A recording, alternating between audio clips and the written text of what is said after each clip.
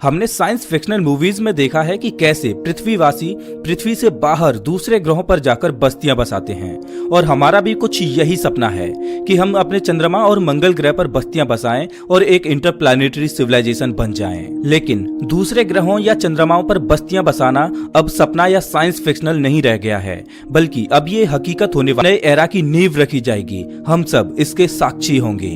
साल 1968 से 1972 तक अमेरिका ने इंसानों को चांद पर उतारने के लिए कुल 9 मिशन किए, जिनमें से 6 मिशन सफल रहे और इन मिशंस के दौरान नील आर्मस्ट्रांग सहित कुल 12 लोगों ने चांद की धरती को छुआ। और चांद पर आखिरी मिशन था अपोलो 17, जिसको साल 1972 में अंजाम दिया गया था। लेकिन उसके बाद से किसी भी देश ने चांद पर मानव मिशन करने की कोशिश नहीं की और आज 50 साल का समय हो चुका है चांद पर आखिरी मानव मिशन को किए हुए। लेकिन अब इतिहास अपने आप को फिर से दोहराने वाला है और चांद पर नए दौर की टेक्नोलॉजी के साथ एक नए एरा की शुरुआत होने वाली है। चांद पर किए जाने वाले आर्टेमिस प्रोग्राम का मकसद है साल 2024 तक पहली वुमेन और अगले मैन को चांद की धरती पर उतारना और चांद पर रिसर्च करने के लिए वहां पर साल 2028 तक आर्टेमिस बेस बनाना।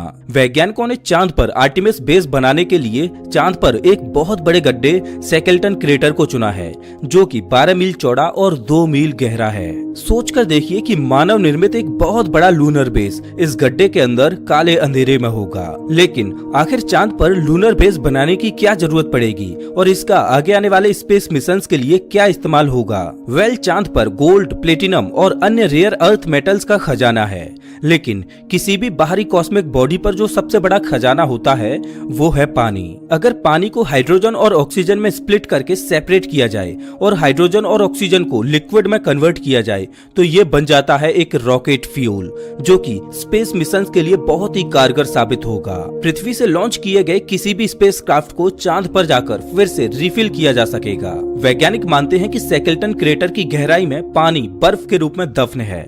अगर वहां पर पानी का बहुत बड़ा भंडार मौजूद है तो वो फ्यूल का बहुत बड़ा रिसोर्स बन सकता है। नासा का मानना है कि चांद पर 600 मिलियन से लेकर 1 बिलियन मैट्रिक टन तक लूनर आइस मौजूद है, जो कि भविष्य में किए जाने वाले मानव मिशनों के लिए बहुत बड़ा खजाना है। अगर हम इस पानी को अच्छी तरह से हार्वेस्ट कर पाए तो चांद मंगल ग्रह की यात्रा के लिए एक फ्यूल स्टेशन का काम कर सकता है। लेकिन ये सब इतना आसान नहीं रहने वाला। चांद पर लूनर बेस बनाने के लिए बहुत सी चुनौतियों का सामना करना पड़ेगा। आर्टेमिस प्रोग्राम के 4 मेन कंपोनेंट्स हैं। पहला है स्पेस लॉन्च सिस्टम रॉकेट यानी SLR, जो कि अभी तक का सबसे पावरफुल रॉकेट होगा, जो स्पेसक्राफ्ट को पृथ्वी से बाहर तक लॉन्च करेगा। दूसरा कंपोनेंट होगा ओराइन स्पेसक्राफ्ट, जो कि एस्ट्रोनॉट्स को चांद तक ले जाएगा। तीसरा कंपोनेंट होगा लूनर गेटवे। ये एक तरह का छोटा स्पेस स्टेशन होगा जो कि चांद के चारों ओर चक्कर लगा रहा होगा। और इस मिशन का चौथा कंपोनेंट होगा ह्यूमन लैंडिंग सिस्टम, जिसकी मदद से एस्ट्रोनॉट्स चांद की सतह पर उतरेंगे और ये सारे ही सिस्टम एक साथ ऑपरेट होंगे। चलिए अब जानते हैं कि आर्टेमिस प्रोग्राम को अंजाम कैसे दिया जाएगा। आर्टेमिस प्रोग्राम के पहले ही मिशन में एस्ट्रोनॉट्स को चांद पर नहीं उतारा जा सकता, क्योंकि ऐसे मिशंस में बहुत ज्यादा रिस्क होता है। किसी भी मानव मिशन को अंजाम देने से पहले ये सुनिश्चित करना जरूरी होता है कि चांद पर भेजने और वहां से वापस लौटने में जिस टेक्नोलॉजी का उपयोग हो रहा है वो टेक्नोलॉजी ठीक से काम कर भी रही है या नहीं। इसीलिए वैज्ञानिक अनमैन्ड मिशन करते हैं। जब उनमें सफलता मिल जाती है तब जाके इंसानों को भेजने का रिस्क लिया जाता है और उनमें उन्हीं रॉकेट्स और टेक्नोलॉजी का इस्तेमाल किया जाता है जो अनमैन्ड मिशन को अंजाम दे चुकी होती हैं। ऐसा ही वैज्ञानिकों ने चांद पर इंसानों को उतारने के लिए अपोलो प्रोग्राम में किया था। अपोलो 4, 5 और 6 इन 3 अनमैन्ड मिशन को सबसे पहले अंजाम दिया गया था। उसके बाद अपोलो 7, 8, 9 और 10 मिशन को अंजाम दिया गया, जिसमें एस्ट्रोनॉट्स तो थे लेकिन उनमें चांद पर उतरने के लिए लैंडर मौजूद नहीं था। मतलब इन मिशंस में एस्ट्रोनॉट्स को चांद पर उतरने के लिए नहीं भेजा था, बल्कि उन्हें केवल सभी सिस्टम्स को टेस्ट करने के लिए भेजा गया था। अपोलो 7, 8, 9 और 10 मिशंस में एस्ट्रोनॉट्स चांद पर गए तो थे, लेकिन वो चांद के ऑर्बिट में घूमकर फिर से वापस आ गए। जब वैज्ञानिकों ने ये सुनिश्चित कर लिया कि अब वो इंसानों को चांद पर उतारने में सक्षम हैं, तब जाके अपोलो 11 को लॉन्च किया गया और इंसानों को चांद की धरती पर पहली बार उतारा गया। ठीक उसी तरह से आर्टेमिस प्रोग्राम को भी अंजाम दिया जाएगा। आर्टेमिस प्रोग्राम के पहले फेज में 3 मिशंस किए जाएंगे, जिसमें आर्टेमिस 1 एक टेस्ट फ्लाइट होगी, जिसमें SLS रॉकेट ओराइन स्पेसक्राफ्ट को लॉन्च करेगी, जिसमें कोई भी इंसान इंसान मौजूद नहीं होगा। इस मिशन का मकसद ये सुनिश्चित करना होगा कि एस्ट्रोनॉट्स को ले जाने के लिए जिस रॉकेट और स्पेसक्राफ्ट को इस्तेमाल किया जाएगा वो उनके लिए सेफ है या फिर नहीं। इस मिशन के दौरान 13 छोटे छोटे सैटेलाइट्स को भी लॉन्च किया जाएगा। आर्टेमिस 1 के बाद आर्टेमिस 2 को लॉन्च किया जाएगा जिसमें एस्ट्रोनॉट्स को भेजा जाएगा। इस मिशन का मकसद होगा कि ओरायन स्पेसक्राफ्ट का लाइफ सपोर्ट सिस्टम भविष्य में होने वाले मून मिशंस के लिए लंबे समय तक सस्टेन करेगा या नहीं। इस मिशन में 4 एस्ट्रोनॉट्स को लूनर ऑर्बिट में भेजा जाएगा और ये एस्ट्रोनॉट्स वहां पर चांद की परिक्रमा करते हुए 4 दिन बिताएंगे। उसके बाद फिर से वे घर वापस लौट आएंगे और उसके बाद आर्टेमिस 3 को लॉन्च किया जाएगा जिसमें पहली बार एक वुमेन चांद की धरती को छुएगी और 50 साल के एक लंबे इंतजार के बाद फिर से चांद पर इंसान पहुंचेंगे। आर्टेमिस 3 को 2024 में लॉन्च किया जाना है।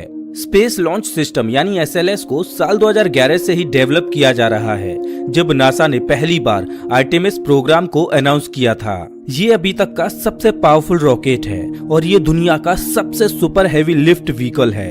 ये इतना पावरफुल है कि एक 32 मंजिला इमारत को भी उछाल कर फेंक दे। एसएलएस का काम होगा ओरायन स्पेसक्राफ्ट को पृथ्वी के ऑर्बिट में ले जाना।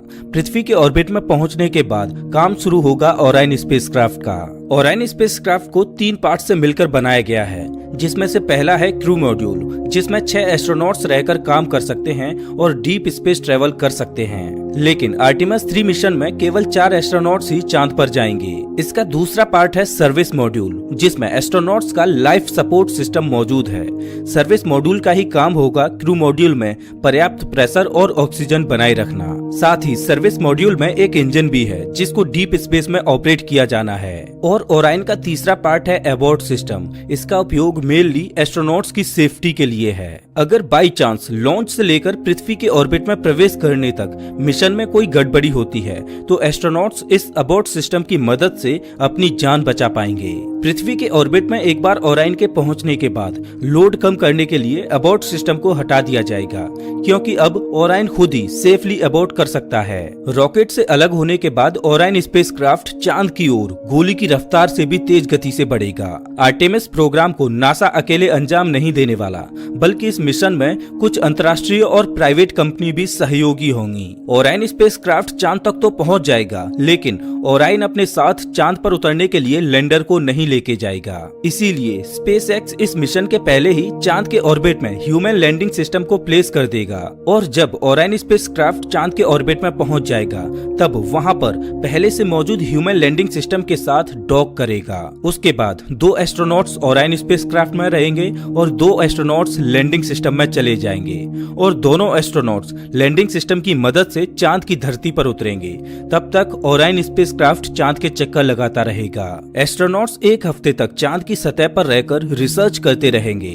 उसके बाद वो वापस ओरायन पर पहुंच जाएंगे और ओरायन का इस्तेमाल करके वो वापस पृथ्वी पर आ जाएंगे। लेकिन आर्टेमिस प्रोग्राम यहीं खत्म नहीं होगा बल्कि ये तो एक नए एरा की शुरुआत होगी। दरअसल भविष्य में चांद पर इंसानी बेस बनाने के लिए सबसे पहले चांद के ऑर्बिट में एक छोटा सा स्पेस स्टेशन बनाया जाएगा जो चांद के ऑर्बिट में घूमता रहेगा। ये बिल्कुल वैसे ही होगा जैसे पृथ्वी के ऑर्बिट में इंटरनेशनल स्पेस स्टेशन घूम रहा है।